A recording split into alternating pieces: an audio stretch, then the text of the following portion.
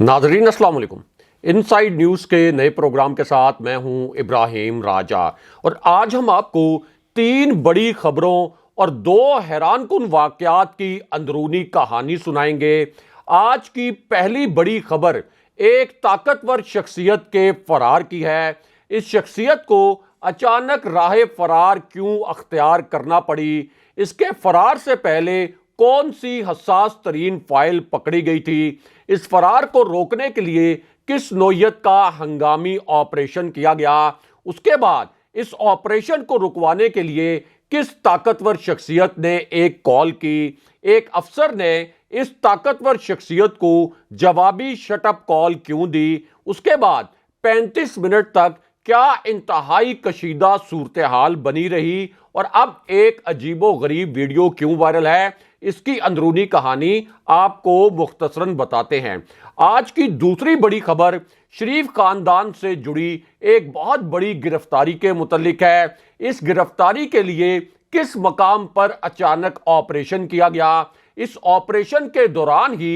एक ताकतवर शख्सियत क्यों पहुंच गई, इसी ऑपरेशन के दौरान क्या हैरानकुन 2 चीजें बरामद हो गई, शहबाज शरीफ का मुहासरा क्यों किया गया, गेट आउट और दफा हो जाओ के अल्फाज किसने बोले, वज़ीर आज़म हाउस में 32 मिनट तक क्या कुछ होता रहा, इस दौरान 2 मिस्टीरियस कैरेक्टर्स ने, 2 पुरस्कार किरदारों ने क्या नई गेम डाल दी, इसकी अंदरूनी कहानी आपको मुख्तसरन बताते हैं। आज की तीसरी बड़ी खबर जनरल फैज हमीद और army chief general Asim Munir के मुतल्लिक है। GHQ से जुड़ी कौन सी अहम तरीन शख्सियत इमरान खान साहब के घर जमान पार्क पहुंची, दूसरी जानिब पंजाब में अचानक क्या नया और खौफनाक ऑपरेशन शुरू किया गया, इस ऑपरेशन की एक हैरानकुन वीडियो अब से 5 मिनट पहले वायरल क्यों हुई, वज़ीर आला हाउस में घुसने वाले 2 किरदार कौन निकले,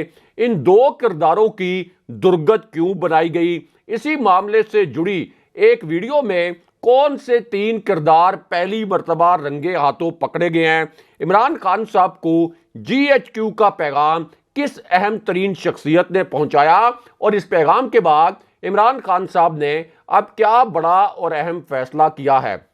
हमारे जिन दोस्तों ने अब तक हमारे चैनल को सब्सक्राइब नहीं किया उनसे हम कहेंगे कि हमारे चैनल को सब्सक्राइब कर लें ताकि उन्हें अहम मालूमात बर वक्त मिलती रहें। अब वापस आते हैं आज के मौजू पर और सबसे पहले आपको army chief general Asim Munir के मुतल्लिक सबसे बड़ी और सबसे अहम खबर से आगाह करते हैं। इसी खबर से जुड़ी अब एक हैरानकुन वीडियो भी सामने आ गई है। ये एक इंतहाई हसास नौयत की खबर है और इतनी अहमियत की हामिल खबर है कि जितने भी मरकजी न्यूज़ चैनल्स हैं उन्होंने इस खबर को अपनी पहली हेडलाइन बनाया है। जितने प्राइम टाइम प्रोग्राम्स हैं वहां पर इस खबर को बड़े मानीखेज अंदाज में डिस्कस किया जा रहा है और इसी खबर से जुड़ी एक वीडियो इस वक्त सोशल मीडिया पर वायरल हो चुकी है। अब ये वीडियो उस वक्त सामने आई जब सीनियर सहाफ़ी जावेद चौधरी साहब जनाब बाजवा के घर पहुंचे और फिर वहां जनाब फैज हमीद,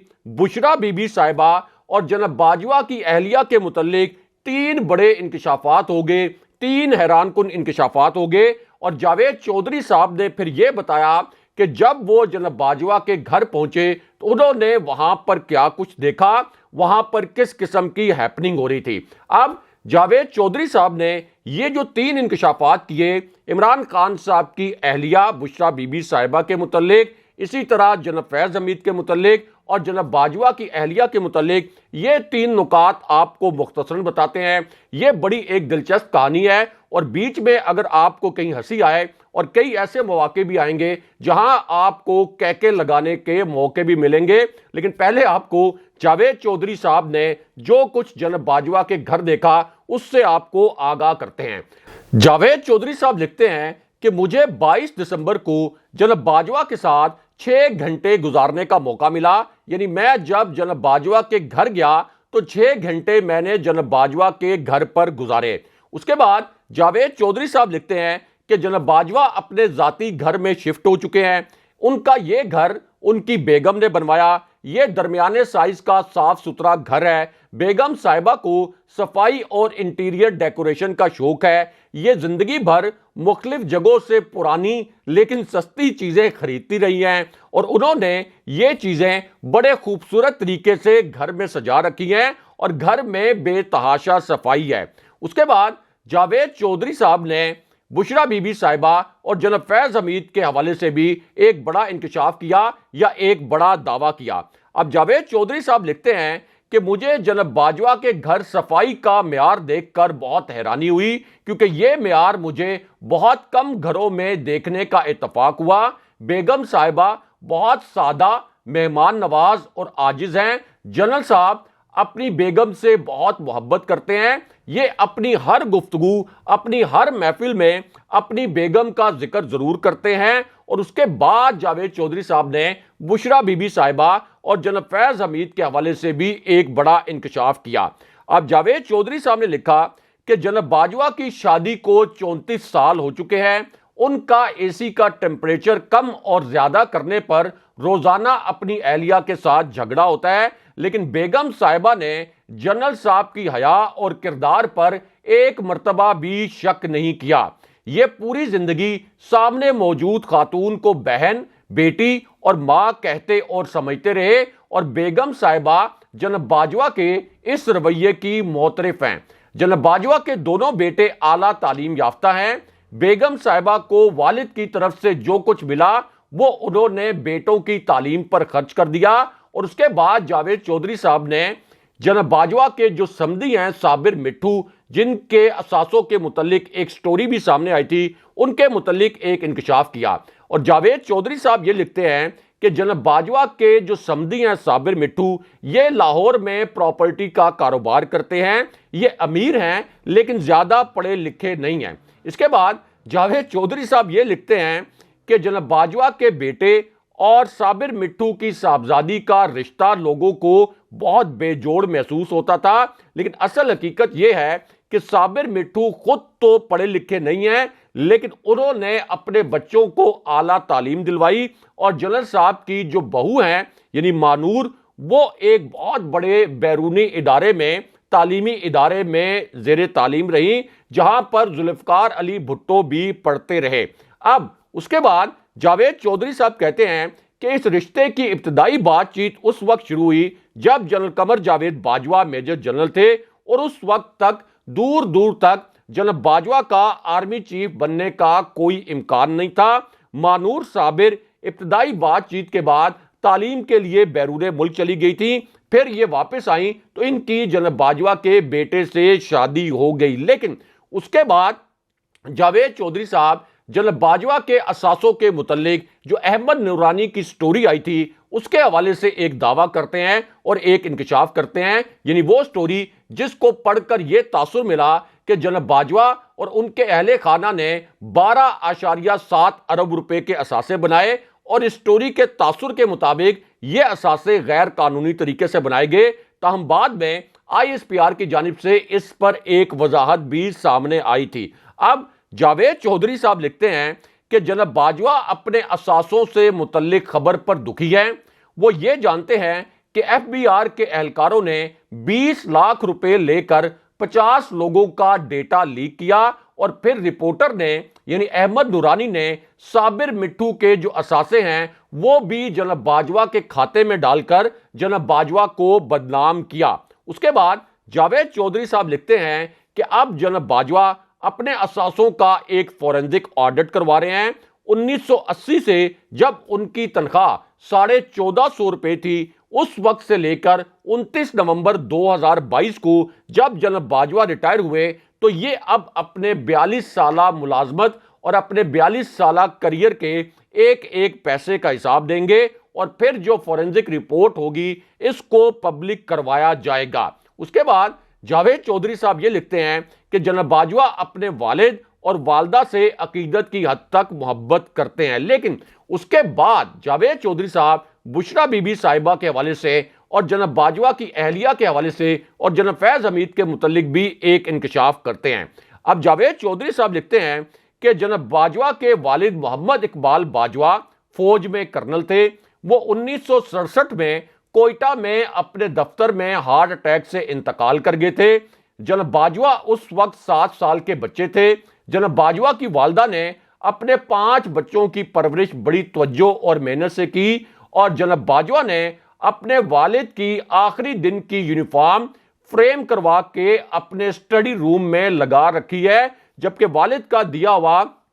پنسورا جو ہے وہ پوری زندگی ان کی جیب میں رہا اور گھر میں جگہ جگہ والد اور والدہ کی تصویریں لگی ہوئی ہیں اور یہ اپنے سسر جنرل اعجاز امجد کا بھی بہت محبت سے ذکر کرتے ہیں۔ لیکن اس کے بعد جاوید چودھری صاحب جناب باجوہ کے متعلق اور ان کے گھر میں جو انہوں نے وقت گزارا اس کے حوالے سے 2 اور دعوے کرتے ہیں، 2 بڑے اور انکشافات کرتے ہیں۔ جاوید چودھری صاحب لکھتے ہیں کہ جناب باجوہ چائے بہت اچھی پیتے ہیں، کپ میں کیک رس ڈبو کر کھاتے ہیں اور اپنی اس سادگی کو انجوائے کرتے ہیں۔ یعنی ایک طرف 12.7 ارب روپے کے اثاثوں کی سٹوری اور دوسری جانب جاوید چودھری صاحب یہ بتا رہے ہیں کہ جناب باجوہ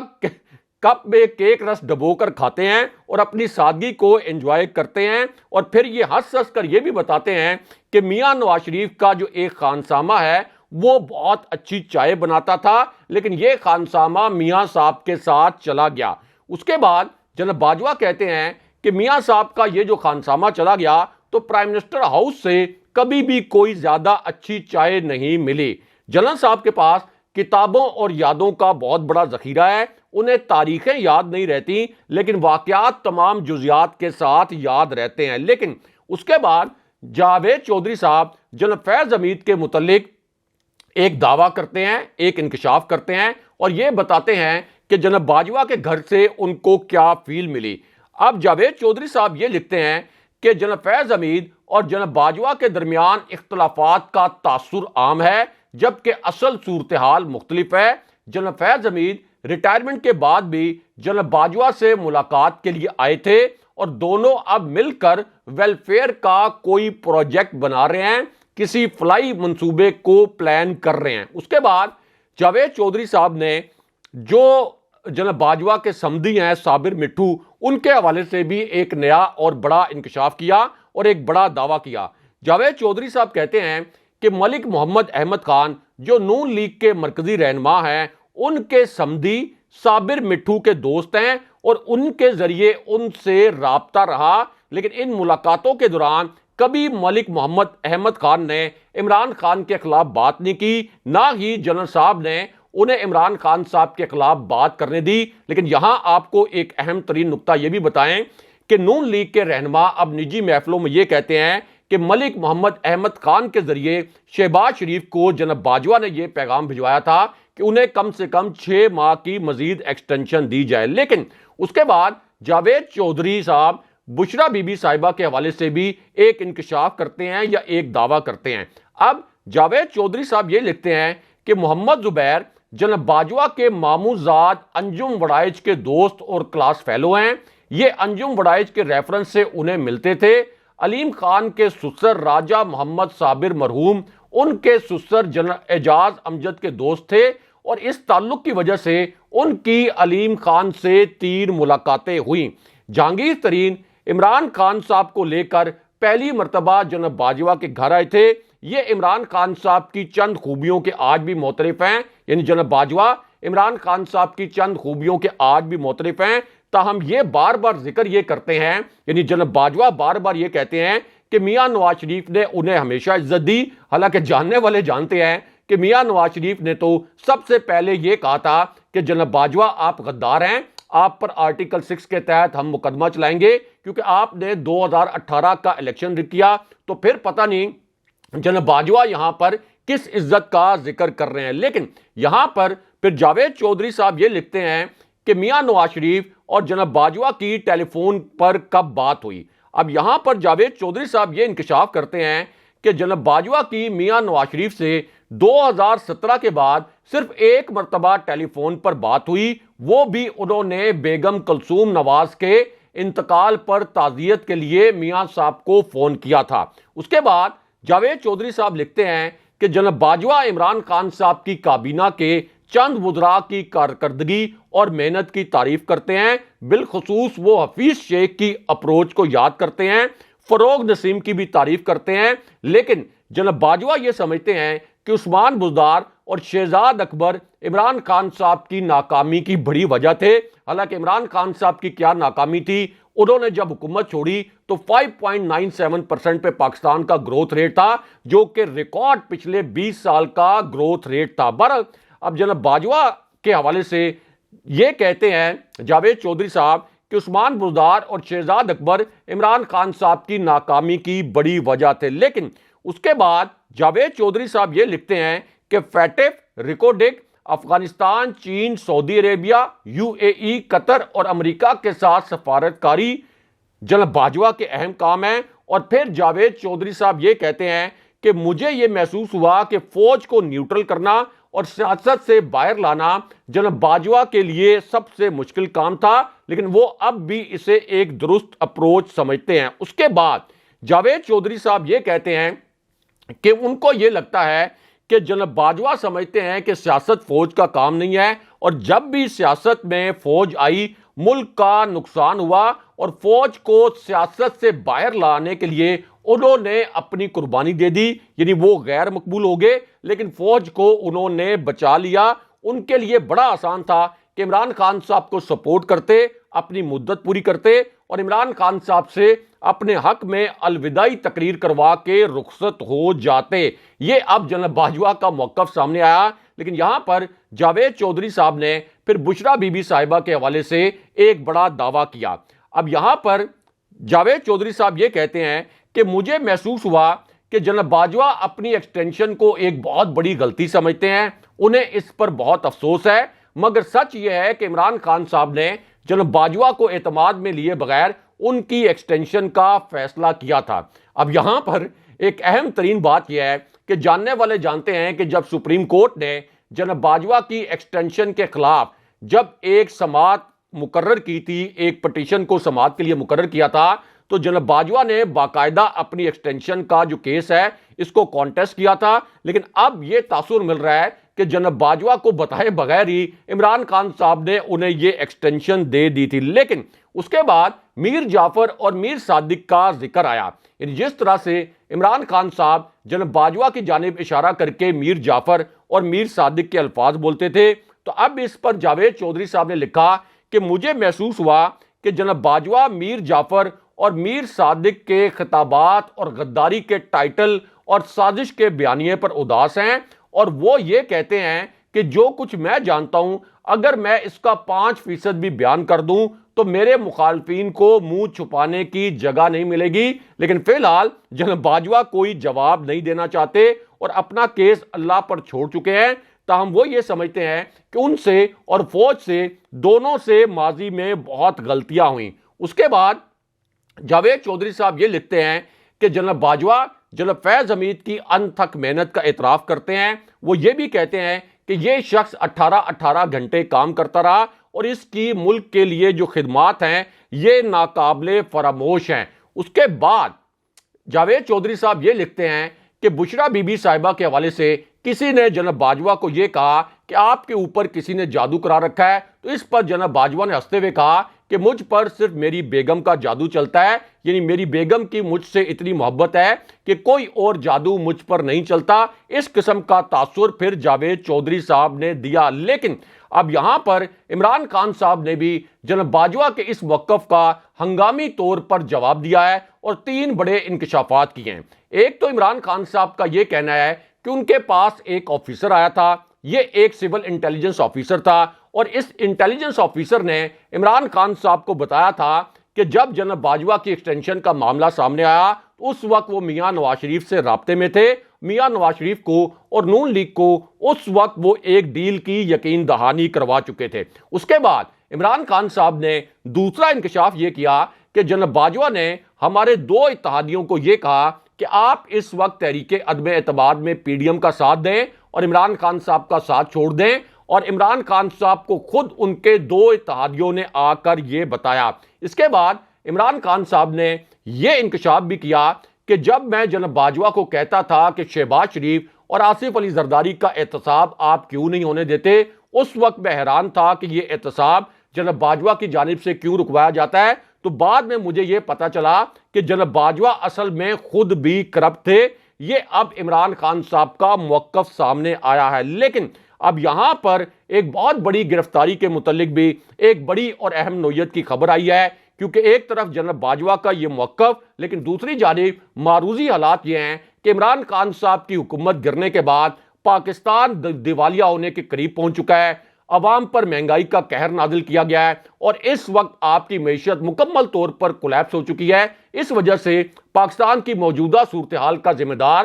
جناب باجوہ کی پالیسیوں کو سمجھا جاتا ہے۔ لیکن بہرحال اب یہاں پر ایک بڑی گرفتاری کے متعلق ایک بڑی اور اہم خبر آئی ہے، کیونکہ اب نون لیگ کے رکن قومی اسمبلی چودھری محمد اشرف پر دھوکہ دہی سے 157 ایکڑ سے زائد سرکاری اراضی پر قبضے کا الزام تھا۔ اب انہیں محکمہ اینٹی کرپشن پنجاب نے باقاعدہ گرفتار کر لیا ہے، اور دوسری جانب شہباز شریف کے رائے فرار اختیار کرنے کے متعلق بھی ایک بڑی اور اہم نوعیت کی خبر آئی ہے۔ یعنی جس طرح سے یہ الیکشن سے پہلے رائے فرار اختیار کر رہے تھے، تو اب الیکشن کمیشن نے اسلام آباد میں بلدیاتی انتخابات کروانے کے متعلق فیصلہ سنا دیا ہے، اور 31 دسمبر کو جو الیکشن ہونا تھا اس کو ملتوی کر دیا ہے۔ یعنی قومی سطح پر انتخابات تو ایک طرف، یہ اسلام آباد میں انتخابات سے بھی اب راہ فرار اختیار کر رہے ہیں۔ اگلے پروگرام تک کے لیے خدا حافظ۔